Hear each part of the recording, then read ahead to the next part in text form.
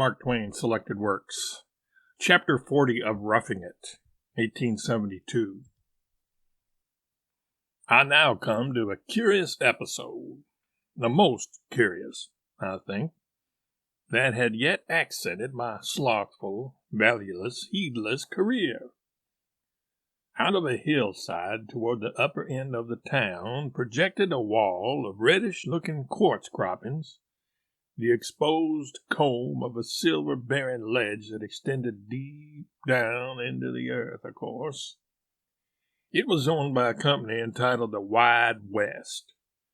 There was a shaft 60 or 70 feet deep on the underside of the croppings, and everybody was acquainted with the rock that came from it, and tolerably rich rock it was too, but nothing extraordinary.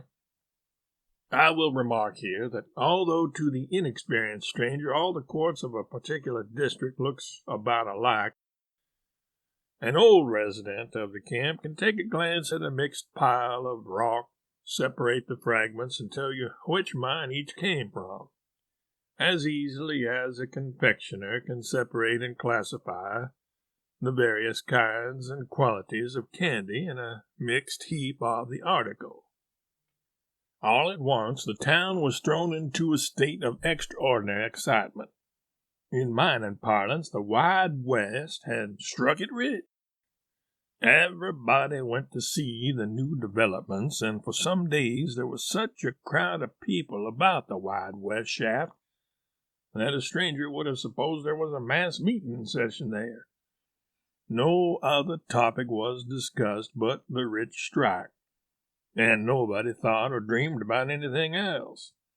Every man brought away a specimen, ground it up in a hand mortar, washed it out in his horn spoon, and glared speechless upon the marvelous result.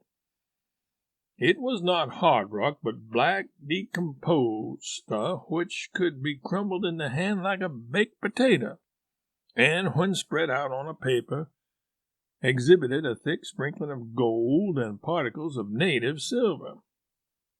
Higby brought a handful to the cabin, and when he had washed it out, his amazement was beyond description. Wide West stock soared skywards. It was said that repeated offers had been made for it at $1,000 a foot, and promptly refused. We have all had the blues, the mere sky blues, but mine were indigo now, because I did not own in the Wide West. The world seemed hollow to me, and existence a grief. I lost my appetite and ceased to take an interest in anything. Still, I had to stay and listen to other people's rejoicings, because I had no money to get out of the camp with. The Wide West Company put a stop to the carrying away of specimens, and well they might, for every handful of the ore was worth a sum of some consequence. To show the exceeding value of the ore, I will remark that a 1,600-pound parcel of it was sold just as it lay at the mouth of the shaft at $1 a pound, and the man who bought it packed it on mules 150 or 200 miles over the mountains of San Francisco, satisfied that it would yield at a rate that would richly compensate him for his trouble. The Wide West people also commanded their foreman to refuse any but their own operatives permission to enter the mine at any time or for any purpose. I kept up my blue meditations, and Higby kept up a deal of thinking too, but of a different sort. He puzzled over the rock, examined it with a glass, inspected it in different lights and from different points of view, and after each experiment delivered himself in soliloquy of one and the same unvarying opinion in the same unvarying formula. It is not Wide West rock. He said once or twice that he meant to have a look into the Wide West shaft if he got shot for it. I was wretched and did not care whether he got a look into it or not. He failed that day and tried again at night, failed again, got up at dawn and tried, and failed again. Then he lay in ambush in the sagebrush hour after hour, waiting for the 2 or 3 hands to adjourn to the shade of a boulder for dinner. Made a start once, but was premature. One of the men came back for something.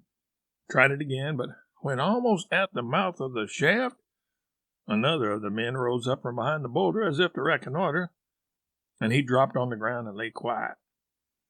Presently he crawled on his hands and knees to the mouth of the shaft, gave a quick glance around, then seized the rope and slid down the shaft. He disappeared in the gloom of a side drift, just as a head appeared in the mouth of the shaft and somebody shouted, "Hello!" which he did not answer. He was not disturbed any more.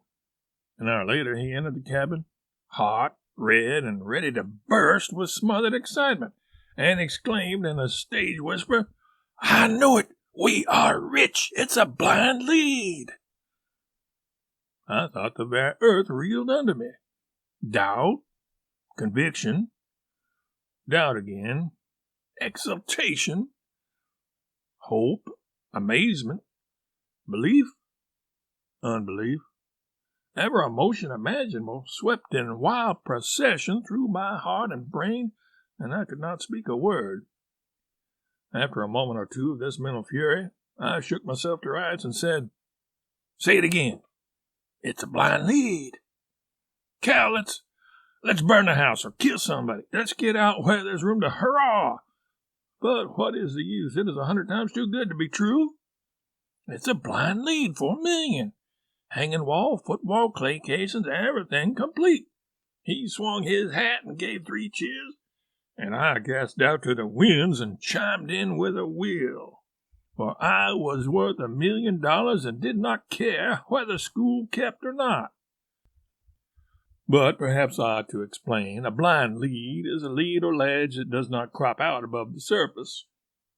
A miner does not know where to look for such leads, but they are often stumbled upon by accident in the course of driving a tunnel or sinking a shaft.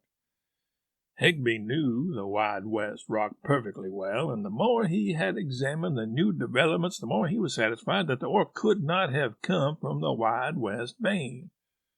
And so had it occurred to him alone of all the camp that there was a blind lead down in the shaft, and that even the Wide West people themselves did not suspect it. He was right. When he went down the shaft, he found that the blind lead held its independent way through the Wide West vein, cutting it diagonally, and then it was enclosed in its own well-defined casing rocks and clay. Hence it was public property. Both leads being perfectly well-defined, it was easy for any miner to see which one belonged to the Wide West and which did not. We thought it well to have a strong friend, and therefore we brought the foreman of the Wide West to our cabin that night and revealed the great surprise to him. Higby said, "We are going to take possession of this blind lead, record it, and establish ownership, and then forbid the Wide West Company to take out any more of the rock. You cannot help your company in this matter. Nobody can help them. I will go into the shaft with you and prove to your entire satisfaction that it is a blind lead. Now, we propose to take you in with us and claim the blind lead in our 3 names. What do you say?" What could a man say who had an opportunity to simply stretch forth his hand and take possession of a fortune without risk of any kind, and without wronging anyone or attaching the least taint of dishonor to his name? He could only say, "Agreed." The notice was put up that night and duly spread upon the recorder's books before 10 o'clock. We claim 200 feet each, 600 feet in all, the smallest and compactest organization in the district, and the easiest to manage. No one can be so thoughtless as to suppose that we slept that night. Higby and I went to bed at midnight, but it was only to lie broad awake and think, dream, scheme. The floorless, tumble-down cabin was a palace. The ragged gray blankets silk. The furniture rosewood and mahogany. Each new splendor that burst out of my visions of the future whirled me bodily over in bed or jerked me to a sitting posture just as if an electric battery had been applied to me. We shot fragments of conversation back and forth at each other. Once Higby said, "When are you going home to the States?" "Tomorrow." With an evolution or two, and then with a setting position, "Well, no, but next month at furthest. We'll go in the same steamer." "Agreed." A pause. "Steamer of the 10th? "Yes, no, the 1st. "All right." Another pause. "Where are you going to live?" said Higby. "San Francisco." "That's me." Pause. "Too high, too much climbing," from Higby. "What is?" "I was thinking of Russian Hill, building a house up there." "Too much climbing? Shan't you keep a carriage?" "Of course. I forgot that." Pause. "Cal, what kind of house are you going to build?" "I was thinking about that. 3-story and an attic." "But what kind?" "Well, I don't hardly know. Brick, I suppose." "Brick? Bosh." "Why, what is your idea?" "Brownstone front, French plate glass, billiard room off the dining room, statuary and paintings, shrubbery and 2-acre grass plat, greenhouse, iron dog on the front stoop, gray horses, landau, and a coachman with a bug on his hat." "By George!" A long pause. "Cal, when are you going to Europe?" "Well, hadn't thought of that. When are you?" "In the spring." "Going to be gone all summer?" "All summer? I shall remain there 3 years." "No, but are you in earnest?" "Indeed I am." "I will go along too." "Why, of course you will." "What part of England shall you go to?" "All parts. France, England, Germany, Spain, Italy, Switzerland, Syria, Greece, Palestine, Arabia, Persia, Egypt, all over, everywhere." "I'm agreed." "All right. Won't it be a swell trip? We'll spend $40,000 or $50,000 trying to make it one anyway." Another long pause. "Higby, we owe the butcher $6, and he has been threatening to stop our—" "Hang the butcher!" "Amen." And so it went on. By 3 o'clock we found it was no use, and so we got up and played cribbage and smoked pipes till sunrise. It was my week to cook. I always hated cooking. Now I abhorred it. The news was all over town. The former excitement was great. This one was greater still. I walked the streets serene and happy. Higby said the foreman had been offered $200,000 for his third of the mine. I said I would like to see myself selling for any such price. My ideas were lofty. My figure was $1 million. Still, I honestly believe that if I had been offered it, it would have had no other effect than to make me hold off for more. I found abundant enjoyment in being rich.